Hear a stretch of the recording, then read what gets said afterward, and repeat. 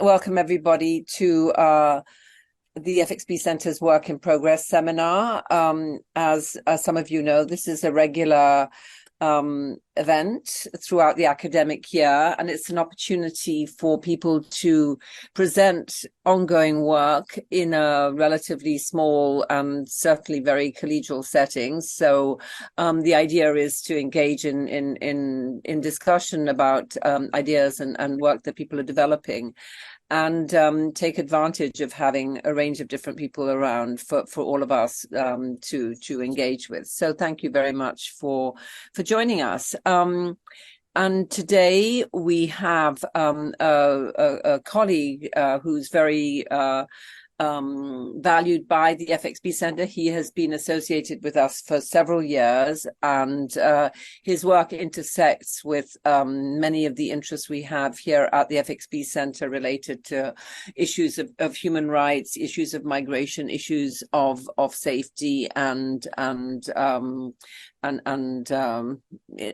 addressing issues of inequality. So Professor Aguayo is a human rights advocate and a political analyst, but he's also a very well-respected and experienced scholar. He's a professor and a researcher at the Colegio de México, and he's been, as I said, visiting at Harvard for many years. And he's also a member of the Mexican Researchers National System.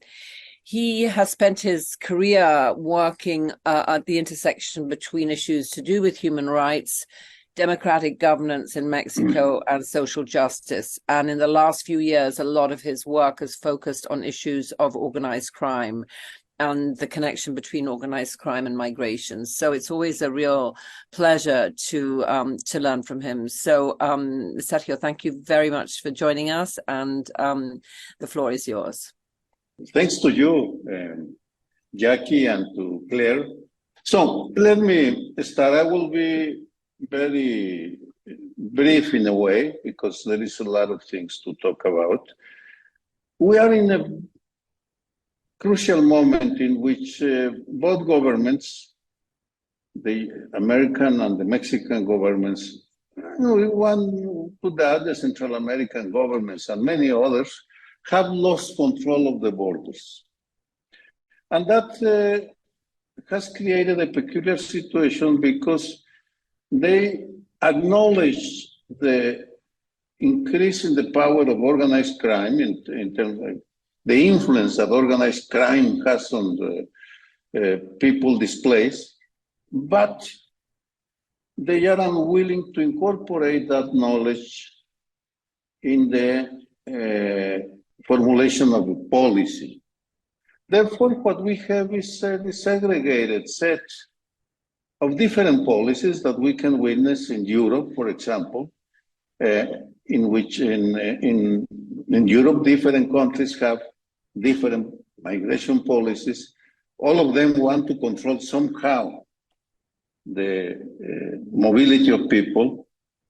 And the same happens in the Caribbean basin. I mean, in a way, and 10 years ago, when I arrived first to FXB, that was one of the research ideas I had, how to compare the Caribbean and the Mediterranean. And regardless of the many comparisons one can make, in the case of migration, I think it is fair to say that the presence of organized crime is a reality that is affecting the policies formulated by the government. What I'm going to discuss today is what is going on in Latin America, and especially in Mexico. I'm going to concentrate in Mexico. And part of the problem, can you put the first one, the first slide? And thank you, Claire. And this is a paragraph taken from the recently released last week Global Index of Transnational Organized Crime. That's what it's called. It's a comparison of 190, the presence of organized crime in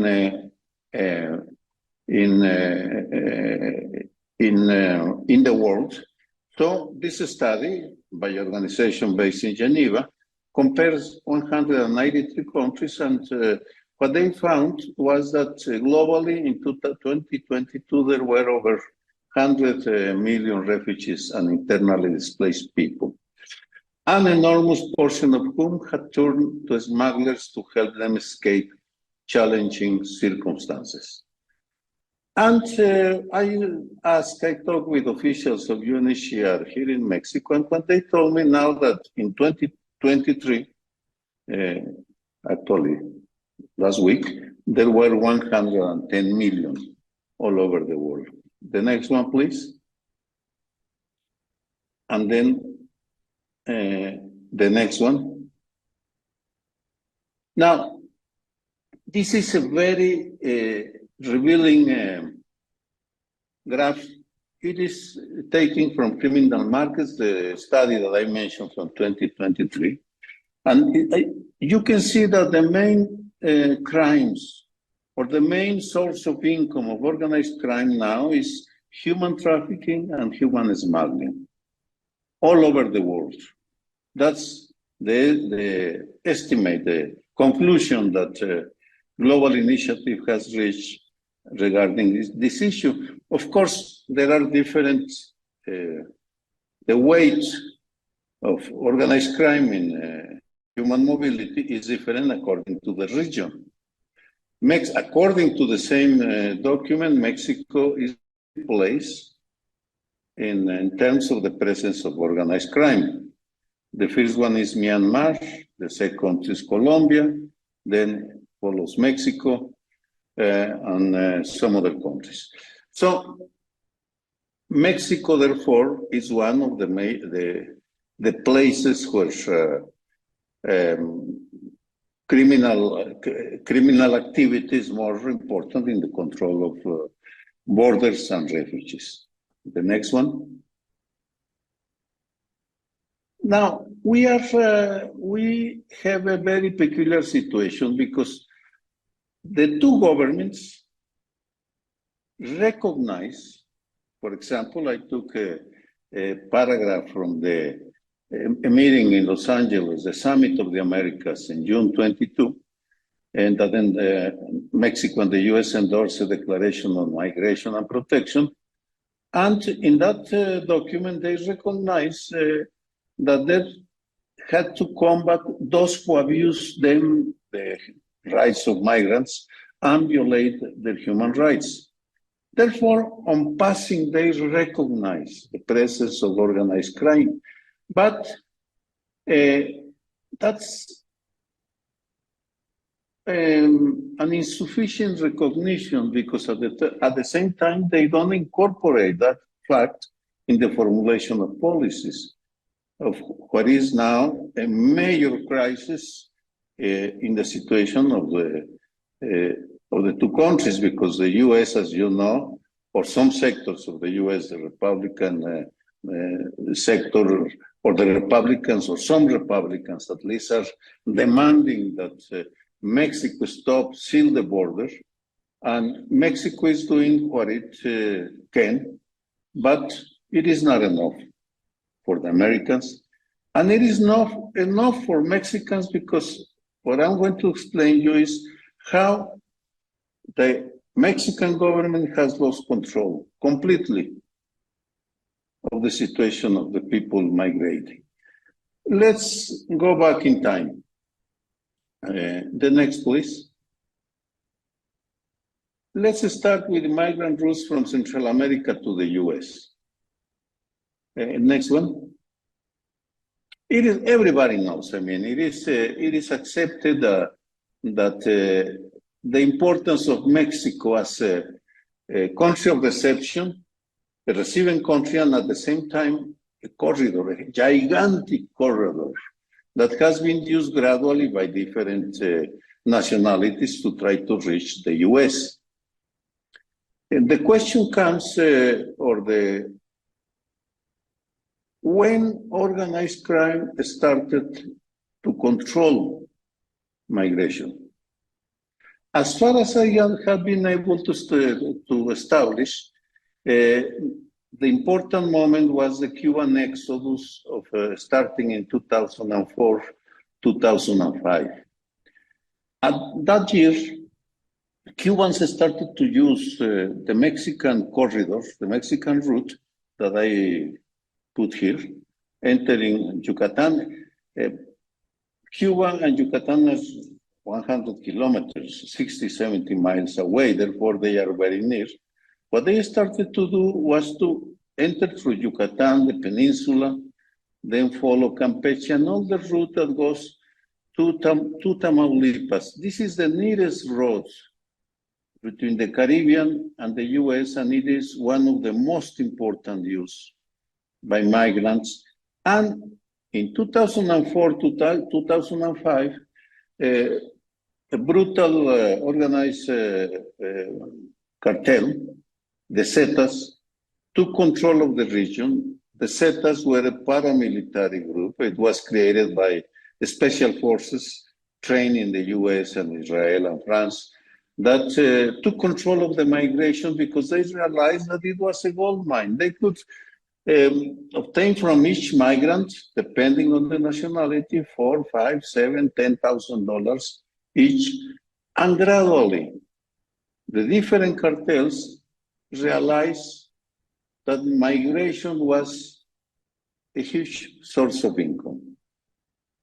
And gradually as well, they started to control the borders in different ways, because it is not the same if you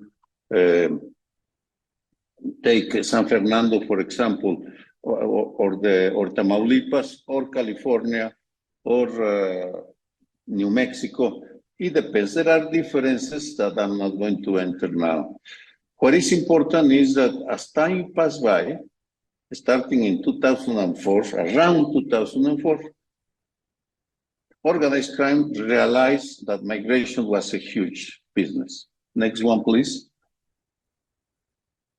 Now, we have the next one, please.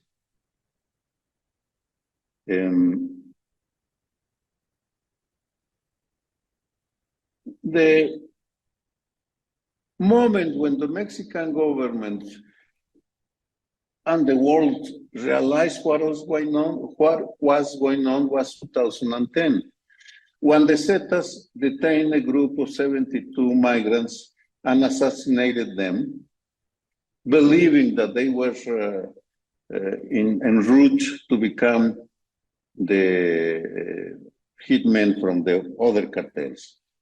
That created an earthquake that modified the strategy of the Mexican government versus the cartels, but didn't alter the status quo of what was going on in the borders and in the routes. Next one. Next one, please, Claire.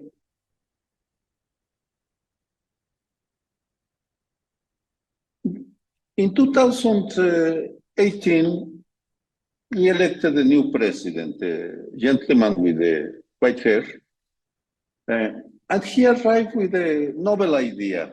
Well, not novel, but somehow novel for the time.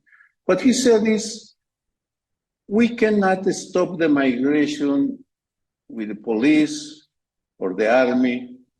What we should do is to take an approach like the Alliance for Progress of John F. Kennedy of 1960s, in which development was going to be implemented in Central America.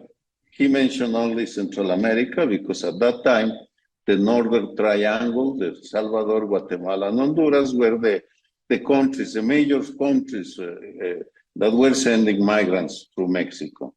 What he said was, let's invest in the development of the Northern Triangle, and let's take a humanitarian policy, and he called it a new migration policy. And he meant that he was going to receive and to give humanitarian visas and works and jobs for the people arriving. And he named this person, he's a professor of the Colegio de la Frontera Norte, COLEF, which is a very important institutions all along the northern border with the US. Antonio Guillen, that's the name of this gentleman, he started to work implementing a new policy that has as a founding stone, as one of the foundations, a joint policy of the US and Mexico vis-a-vis the Central Americans arriving in Mexico. All went well from December 1st to June 7, 2019. And from December 1st, the inauguration of Andrés Manuel López Obrador, to June 7, 2019. What happened on that day? The next one, President Donald Trump, well, at that time, he was president, 2019, explained what happened on June 7, 2019. Please, the next one, and if you can push the sound.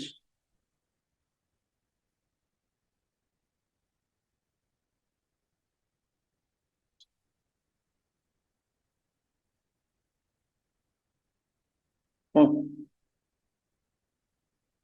No, can you hear, it has, let me see. Representative's top person, good man. So I met with him, said, you're going to have to do it. He said, no, sir, we're not going to be doing that. I said, here's what I'm doing. I'm putting a 25% tariff on everything that's sold in Mexico that comes into our country on Monday morning. It was Friday. And I'm signing it before your very eyes. Here, I'm going to sign it. Would you watch? Goes into effect on Monday morning. This was on a Friday. He said, may I be excused for just a minute? I'd like to make a phone call. And he came back into the room within 5 minutes and he said, sir, it would be our honor to give you 28,000 soldiers for your choice. Well, that's the explanation given by Trump of a very humiliating shift in the Mexican migration policy, because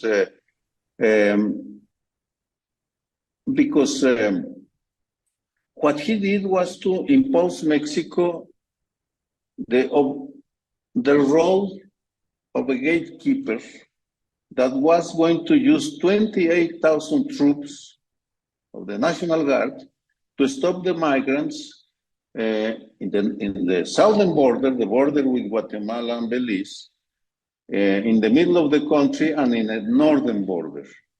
And that militarized the policy, and it worked very well in the benefit of organized crime, because the Mexican government was incapable of controlling the corruption of local police forces or of the military that was guarding, trying to prevent the foreigners, Central Americans and other nationalities, to come to the US. The situation deteriorated so bad because, I mean, the man who, Tonatiuh Guillén, the scholar that I mentioned before that was trying to implement the new migration policy, resigned 1 week after the meeting of Mexico's foreign minister, Marcelo Ebrard, with President Trump at the White House, at the Oval Office, and he resigned, and President López Obrador put the person in charge of federal prisons as the new director of the institute, the equivalent of the institute of the IRS, no, not the IRS, the Border Patrol.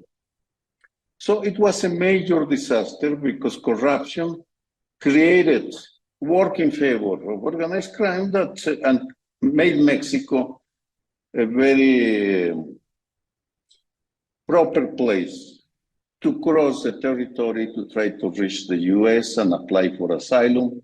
I'm not going to tell you about the policies of the stay in Mexico, remain in Mexico policy and all that. What I want to emphasize is that all of a sudden the new migration policy that the López Obrador tried to implement was discarded and Mexico followed the instructions of Donald Trump, or the belief that Donald Trump, that if Mexico puts strong controls, then the migration will stop. Of course, the migration has not stopped, has increased, and Mexico and the migrants pay the consequences. The next small video is about an incident in May of this year in Ciudad Juárez, in which the Mexican government, the National Guard, had detained 40 or 50, around 50 migrants, and there was a fire created by the migrants to protest the conditions in which they were living, and 40 of them died. You are going to see how the guards put by the Mexican government just walk away, leaving the door locked, and that was what created the death. We put we translated the Spanish narration, the Spanish explanation, so you can read what the reportage says. Please, the next one, Claire.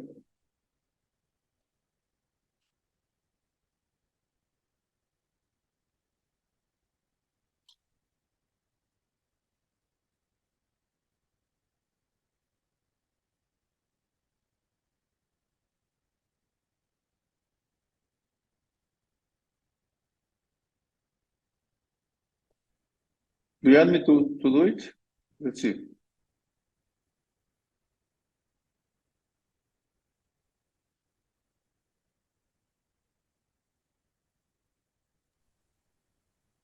My apologies. Is this working for everyone? No sound. Oh, now, yeah. Is the sound great? Del Instituto Apologies. Nacional de Migración en Ciudad Juárez el lunes por la noche.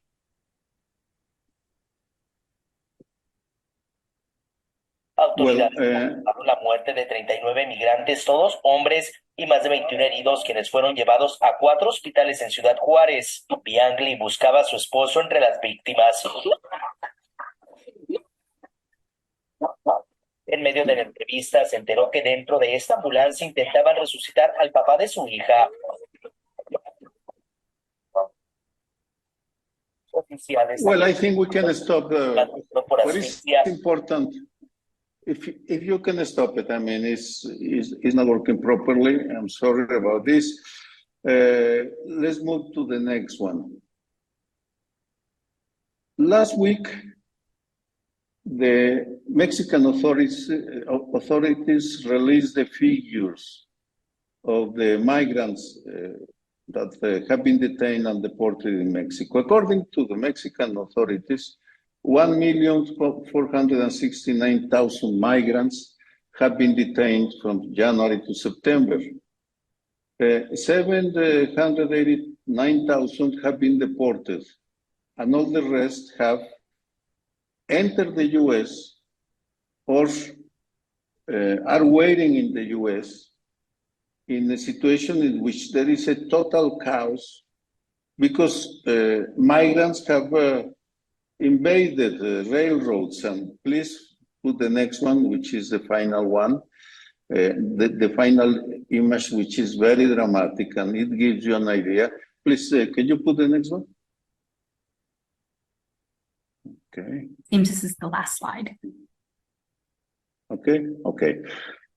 This is one of the many images that you can see of a dramatic situation in which the Mexican authorities are incapable of controlling the migrants who climb in the railroads that are moving all the merchandise that is being produced in Mexico to be sent to the U.S. They are stopped around 30 or 40 kilometers away from the border, and they walk because it is impossible for the Mexican government to detain them. In that sense, what I can tell you is, at this moment, the Mexican Mexico has lost control completely. And who is benefiting are the cartels, small, middle, big ones, that are obtaining billions of dollars every year, charging migrants 5,000, 7,000, 10,000, whatever, depending on the nationality. And now we are receiving migrants from Africa, from Asia, China, South America. They are crossing on foot the Darien, which is a very dense tropical jungle between Panama and Colombia. They are crossing on foot, and they are reaching and crossing everywhere. And the figure of 1.5 million, it is not the total. We really don't, nobody really knows what is going on, how many people families are crossing, are staying in Mexico, are being recruited by criminals. It is migration at this moment is a terrible situation. Now, what is to be done? And that's a major challenge. I mean, of course, it is easier to explain what is going on, how this evolved, why Mexico has lost control of the borders, why Mexico has not an efficient policy to stop or control or reduce the presence of organized crime. I don't want to enter in the discussion of the U.S. migration policy because it is too complicated. I mean, I have some ideas, but it is too complicated. What I think is that the only solution next year, from now to next year elections in Mexico and the U.S., in Mexico in June, in the U.S. in November, to try to find a common policy that will allow us to find a solution or some solutions to alleviate the situation of the migrants, but at the same time to reduce the power of organized crime. As of now, what we can do is here in Mexico is just try to follow events and to bring some relief to the millions of people that are using our territory to reach the U.S. that is struggling in some in the debate about what is to be done with those that apply for asylum and are given authorizations to live in Los Angeles, San Francisco, New York, whatever. I mean, I don't want to enter in a discussion of what is the American situation, but at the bottom is, in my opinion, is the reluctance of the governments, the two governments, to recognize what is at stake and what are the main factors, and they are trying to use the army or police or border patrol, whatever, to contain floods, millions of people that are trying to find a solution outside their countries. Will that be possible? Perhaps not. I have talked about this with the UNHCR officials, and they are desperate because they don't see a clear path for a global solution, because as I told initially, 110 million people are moving, internally or externally, and many of them are have been captured by organizations that have found that exploiting migrants is a very, very good business. So that's the situation, Jackie. Sergio, thank you very much for that talk, which is really, as always, very stimulating, very well presented. I am going to kick us off by really pushing back on what you said. I I want to say a couple of things, and then, of course, invite the audience to talk. So, first of all, I think it is a mistake to equate forced migration with crime in the way you do. We don't know, and I don't think there are any reliable figures to say what proportion of forced migrants have used organized crime. And I think, and this is a corollary, it's a mistake to equate every person who facilitates a border crossing, maybe in exchange for money, with crime writ large. Many people make, some money. It's a fee for a service, and it's often a service that is desperately needed. So my first point is your very first slide was really the quote you put up was, to my mind, very unsatisfactory. It equates smuggling with trafficking. It equates a number of refugees with kind of the dramatic incidents of organized crime. And I think that both those claims are problematic. The second thing I want to say is that there certainly is the presence of organized crime in migration, as you show very well. But I think very often the reason why organized crime manages to make so much money is precisely because governments refuse to put resources into legal routes. As you know, the Biden administration has started a program to enable people to apply at the border for visas. And my information from the border is that website is always crashing. There are no appointments. It does not work. Mm-hmm.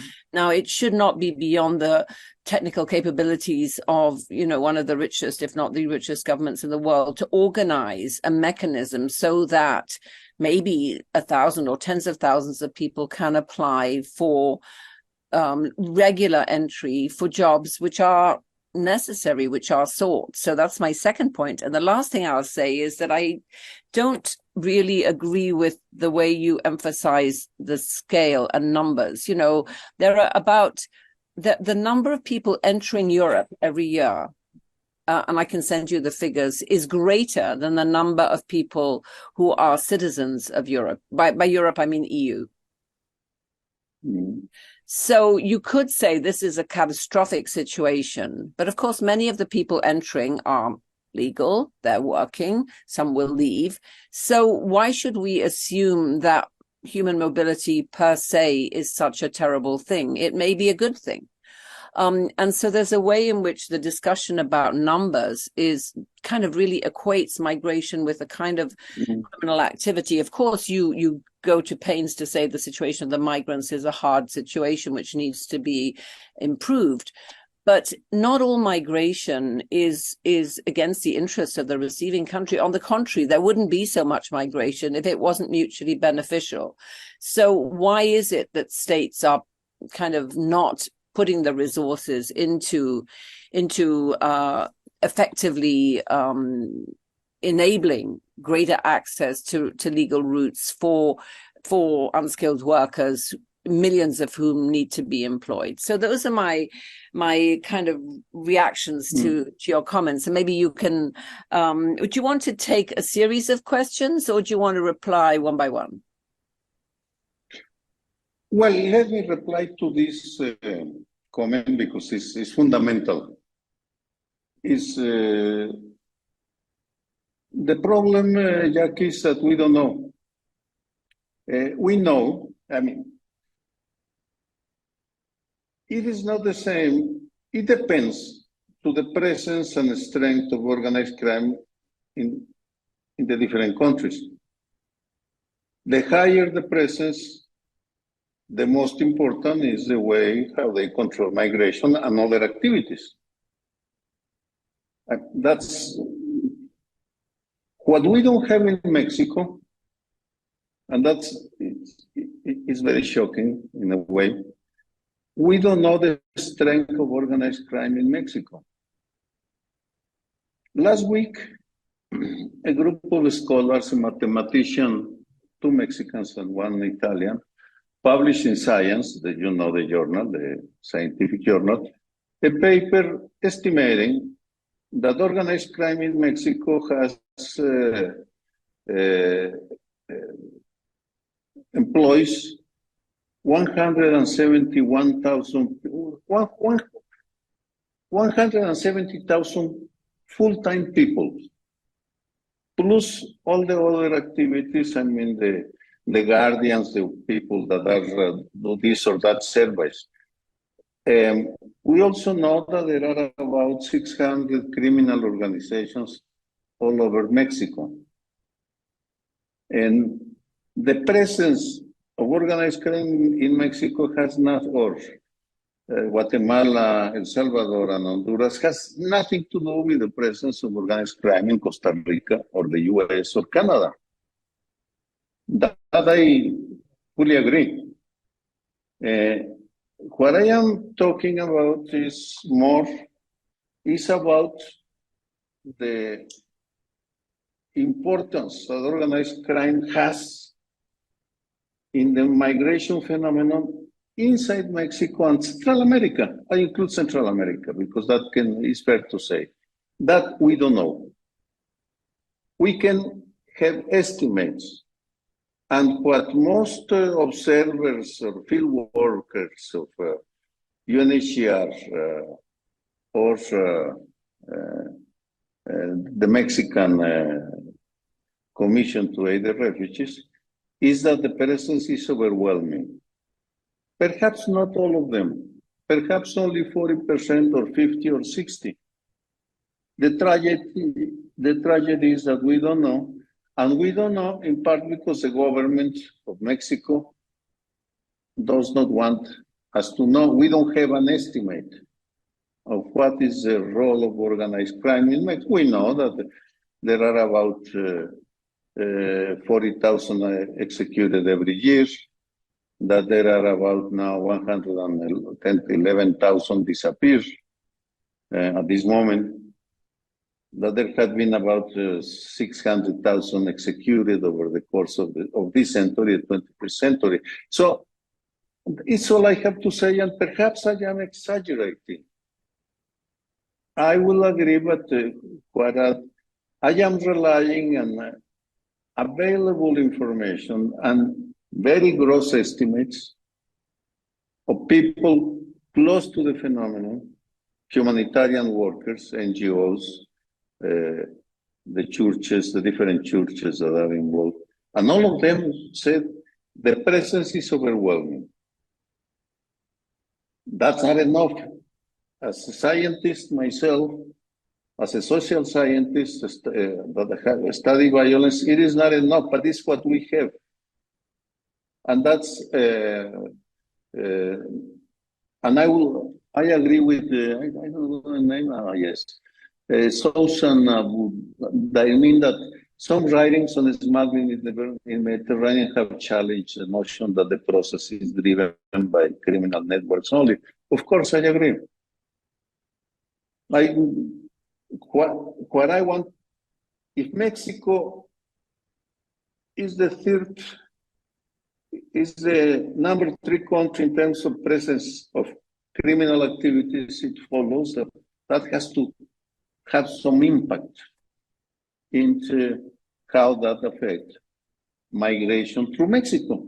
That's my argument, I mean. But other than that, yes, you are right, it's insufficient, but that's a problem. We don't have enough information about it. Thank you so much, Sergio. So can we see who would like to ask a question or make a comment, please? And just raise your hand, either kind of your physical hand or your electronic hand. Yeah, Jennifer, how nice to see you. The floor is yours. Thank you. Thank you. Good to see everybody. Sergio, it's lovely to see you. And I'm delighted you're back to give this seminar. It is a very somber and depressing picture that you paint, that is of the state itself being overwhelmed by migrants, many of whom are coming from elsewhere, and through simple means of geography, using Mexico as the transit route. And the impasse at the border, I think Jackie has pointed out, a number of things the U.S. should be doing differently to make something a little bit more orderly. Although, as you know well, we all know the border is getting overwhelmed by these numbers. And, it's affecting politics in the U.S. and in Mexico and elsewhere. So it is a very big problem for a nexus of this continent. And my sense is that it may be the neck that Mexico represents for people to go through towards the United States may be intensely controlled by cartels and criminal groups. I mean, that I don't know that. I would defer to you and what Jackie may also know about this.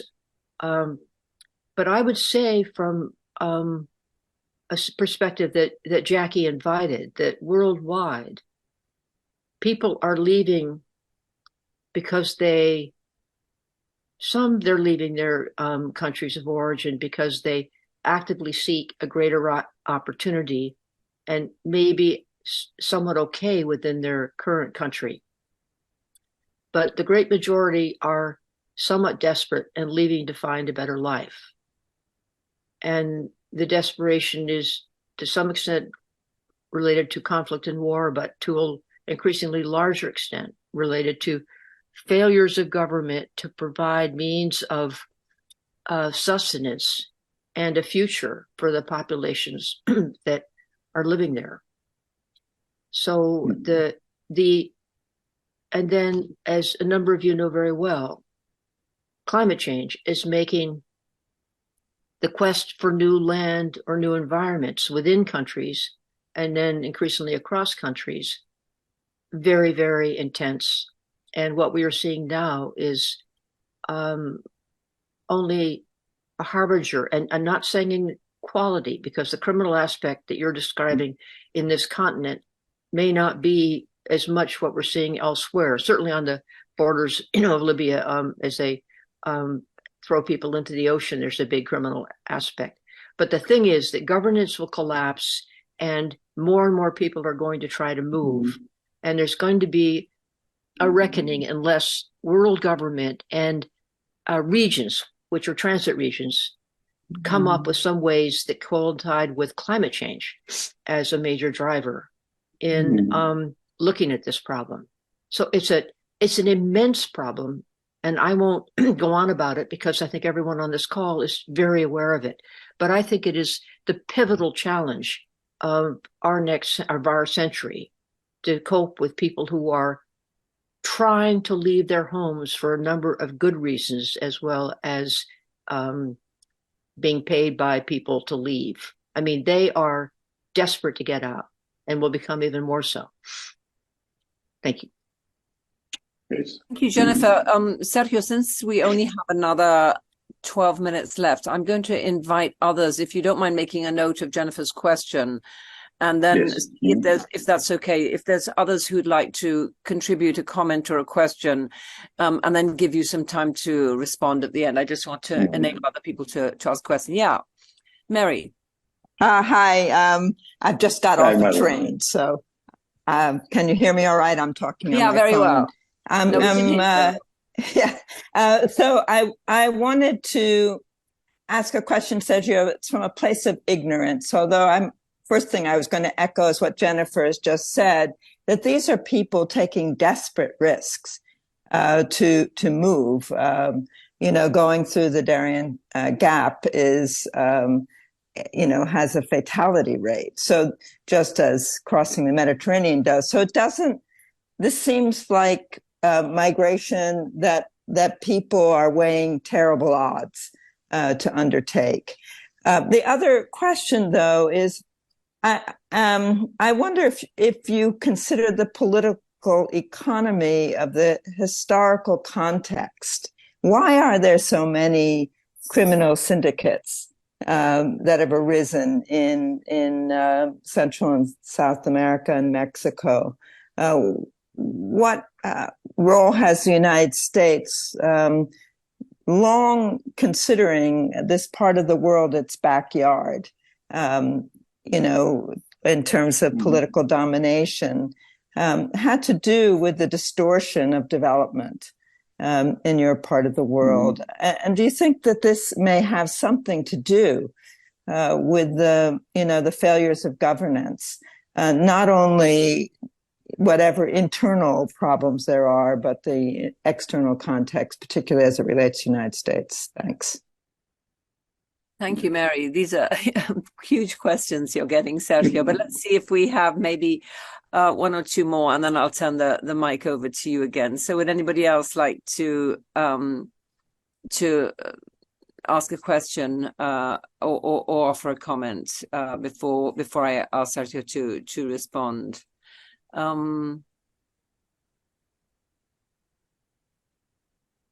Nobody? Oh, okay. So, Sausan, would you like to? Are you somewhere where you can speak? Would you like to ask a question? Sausan is one of our fellows at the FXB Center. I don't know if you can unmute yourself and ask your question. Sorry, I'm in a place where I can't have the camera on, but my question is, if you can please talk a little bit about if there's a relationship between human smuggling and other forms of smuggling, like drugs or other forms of smuggling, of goods.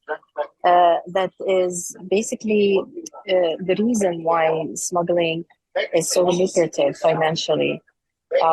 So I would imagine that smuggling drugs would actually have a much higher financial reward than smuggling individuals. If you can address this, please.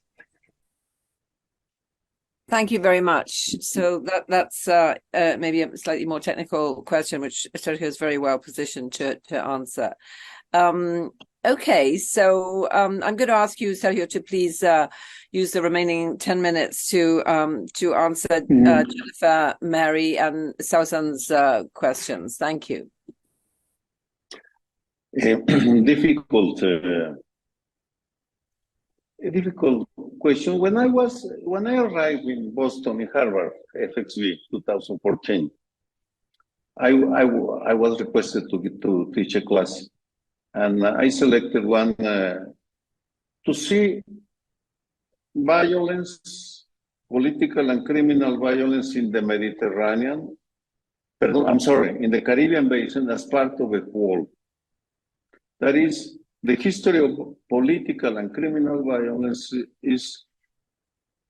must be seen in a regional and integral way, because yes, criminal violence in the U.S., the mobs were fundamental in the creation of organized crime as we know it now in Mexico, Cuba, during some decades, and Central America.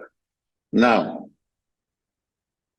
the difference is that the U.S., after the RICO Act and the trials of New York in 1986, was capable of controlling organized crime in the U.S.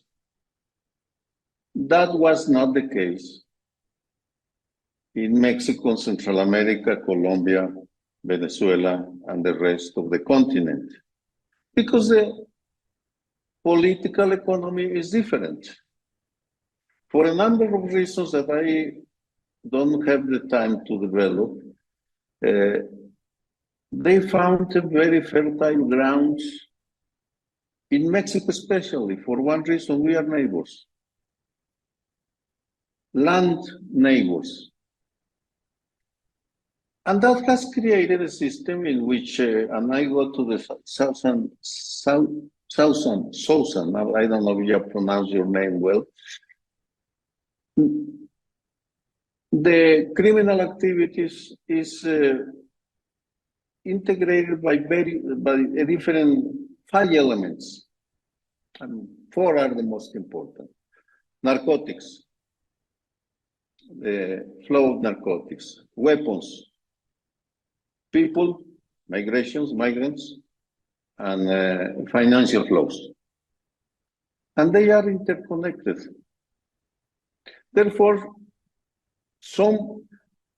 if you are in Mexico, we have 600 criminal organizations operating all over the country, different sizes.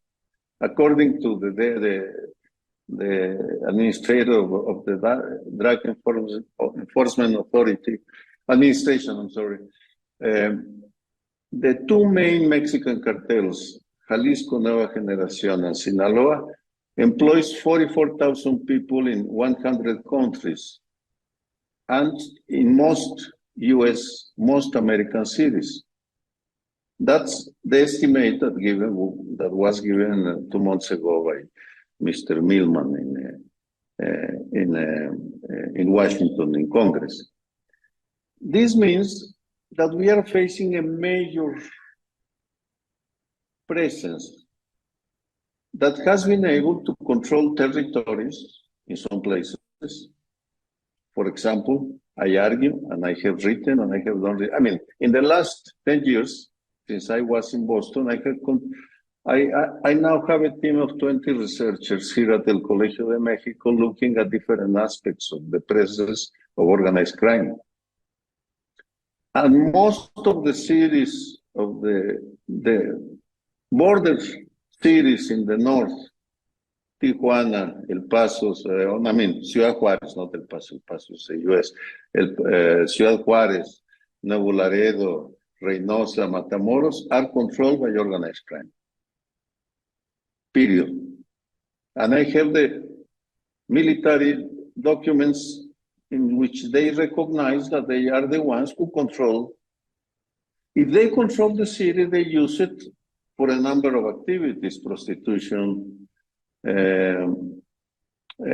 arms smuggling from the US to Mexico, crossing migrants, that because the system, how cartels control migrants is that they are a very disaggregated organization with hundreds of small organizations all over the continent, and it seems the world, in which they pass the person or the family from one group to the other to do different activities, different things. All controlled by major organizations. I mean, it is not that there is one single organization controlling every one of the aspects of the travel experience from Venezuela to Colombia to El Darién and then Central America. No, that's not the case. They have contracts, have smaller organizations that are the ones that bring the people from one place to the other, charging money, sexual favors, and a number of demands, or they recruit migrants to be part of armies of organized crime. So it is a major phenomenon, but it is not as simple as people looking for money, looking for a better life. That's true. But in the process, in the trip, they enter a grinding mill in which they live a metamorphosis. And we don't know what is coming because we are not doing sufficient research, because migration is only one aspect of the phenomenon. I mean, if we have 110,000 disappear at this moment in Mexico, of course, the movement of human rights movement is more interested in the Mexicans that have disappeared than in the migrants. And we don't have enough resources to do the research or to do or to launch the legal initiatives to elevate the situation. Perhaps that will be a good idea, Jackie, if you want. I can recommend you a UNHCR official in the field, and that I have worked with him. I mean, he's very well informed, and he can explain you what is the situation in the roads in the camps, in the detention centers, so you can get a better idea of what is going on. Perhaps it is not the US, it is not Costa Rica, it is not Panama. I mean, it is a country, Mexico, that for a number of reasons have become controlled in a lot of its economic security activities by organized crime. The history is terrible, but that's the way it is. I mean, that's, it is not the migrants have created organized crime. Organized crime has taken advantage of the migratory routes that has been present for the last 2 centuries in the case of the US and Mexico. Thank you. Sergio, do you want to say a word or two about climate change, just to respond to Jennifer's point about how central that is? Do you see that as being central to how patterns are shifting in Mexico, or is this not something that's particularly on your radar? Yes, you're right. I'm sorry, Jennifer. We have a meeting 2 weeks ago here at the Colegio, and one of the major experts on climate change in Mexico, Julia Carabias, perhaps you know, she was a minister of environment. She argues that it is becoming a very important factor in the decision of people to migrate. Now, again, how big it is, I don't have that information, because I think it's a combination of factors that influence the decision of a group of people or a number of people to leave the house in which they live. Absolutely. Well, Sergio, thank you. This is, as Mary said, to call this somber is perhaps an understatement. It's really very terrifying what you present. And frankly, I know what risks you personally take to do this work. So thank you for doing it.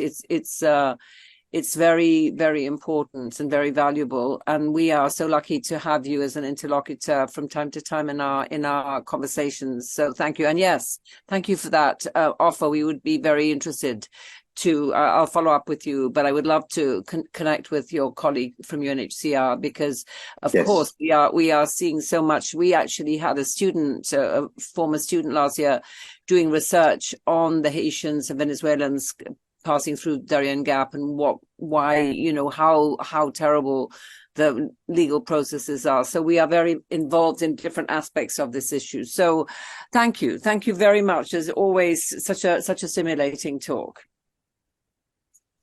Thank you. See you.